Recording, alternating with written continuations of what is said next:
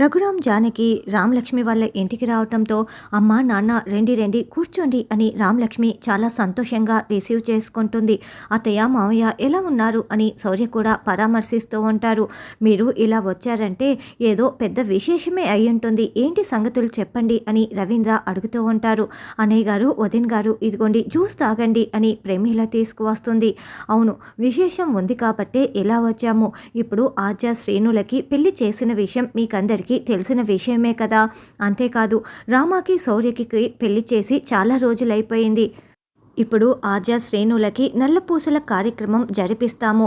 అలాగే రామలక్ష్మి శౌర్యకి కూడా వాళ్ళతో పాటు నల్లపూసల కార్యక్రమం జరిపించాలని అనుకుంటున్నాము.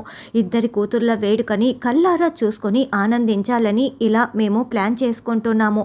కాబట్టి రామలక్ష్మి శౌర్యని మా ఇంటికి పంపించాల్సిందిగా కోరుచున్నాము అని జానకి చాలా సంతోషంగా అడుగుతూ ఉంటుంది. అప్పుడే అస్మిత ఇదంతా వింటూ కోపంతో రగిలిపోతూ, అయ్యో అత్తయ్య లోపలేదో మాడిపోతోంది అని నేను వెళ్ళి చూసి వస్తాను, అత్తయ్య మీరు కూడా నాతో పాటు రండి, ఏదో మాడిపోతుంది కదా అని అస్మిత కేకలు పెడుతుంది. ఓ అవునవును ఉండండి, నేను కూడా చూసేసి వస్తాను అని అస్మిత వెనకాలే ప్రమీల పరుగులు పెడుతుంది. రామలక్ష్మి ఇదంతా గమనించుకుంటూ ఉంటుంది. అదేంటి అస్మిత, ఎందుకు ఏమీ పొయ్యి మీద మాడిపోకున్నా కూడా నువ్వు ఎందుకు ఇలా పిలిచావు అని ప్రమీల ప్రశ్నిస్తూ ఉంటుంది.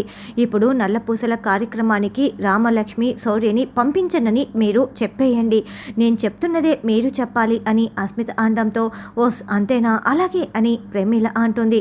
ప్రమీల బయటికి రాగానే మేము రామలక్ష్మి శౌర్యని తీసుకువెళ్తాము, ఈ వేడుక జరిపించుకుంటాము అని మళ్ళీ జానకి చెప్తూ ఉంటే, ఓస్ మీ ఇద్దరి కూతుర్ల ఫంక్షన్ని మీరు కళ్ళారా చూడాలనుకుంటున్నారు, తీసుకువెళ్తానని అడుగుతున్నారు అంతే కదా, అలాగే తీసుకువెళ్ళండి అని ప్రమీల చెప్పటంతో నా మాట వినకుండా వీళ్ళని పంపిస్తుందా అని అస్మిత చాలా షాకింగ్గా చూస్తూ ఉంటే, ఇక రామలక్ష్మి చూసావా అత్తయ్య నా వైపు మాట్లాడుతోంది, నా వైపు తిరిగిపోయింది అన్నట్లుగా కళ్ళెగరేస్తూ అస్మితకి వార్నింగ్ ఇస్తూ ఉంటుంది. ప్రశాంత్ చేతిలో నేను బలైందే కాకుండా ఇప్పుడు ఈ ప్రమీల కూడా ఈ రామలక్ష్మి వైపే తిరిగిపోయిందా, ఇది నా జీవితాన్ని నాశనం చేస్తోంది అని అస్మిత అనుకుంటూ ఉంటుంది.